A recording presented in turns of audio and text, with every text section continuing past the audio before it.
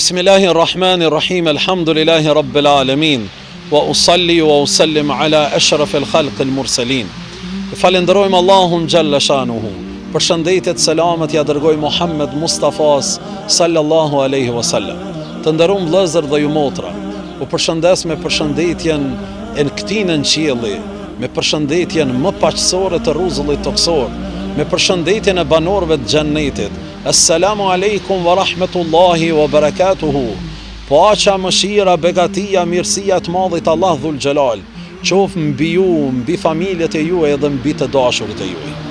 Të nderuar vëllezër dhe ju motra, jemi duke jetuar në një kohë kur stresi, mërzia, nervoza, problemet ju janë shtu njerëzimit.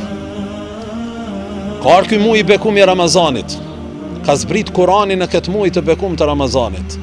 Dhe fjalët e Allahut xhaleshanu në Kur'an janë të gjitha shpresdhënëse dhe motivuese. Po edhe në të njëjtën kohë janë fjalë që ta kthejnë buzëqeshjen, janë fjalë që ta kthejnë krenarin, janë fjalë që ta kthejnë stabilitetin.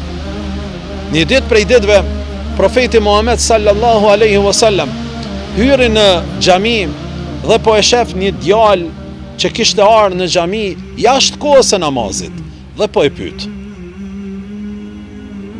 pse ja ardh në këtë kohë në xhami?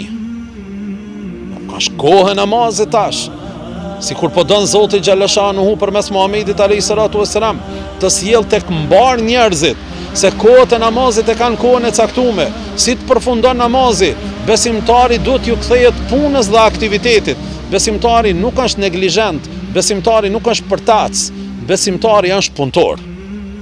Tha ja Rasulullah, asgjë tjetër përveç se mërzia, pikëllimi, stresi, borxhet. Shumë kam borxhe. Tha dëshiron të ta mësoj një fjalë, një dua, që nëse e thu 2 herë në ditë, Allahu xhaleshanu ka më ta largu mërzin, stresin, pikëllimin, mërzin, po të njëjtën kohë ka më të letu puna për me lanë borxhin. Tha po ja Rasulullah.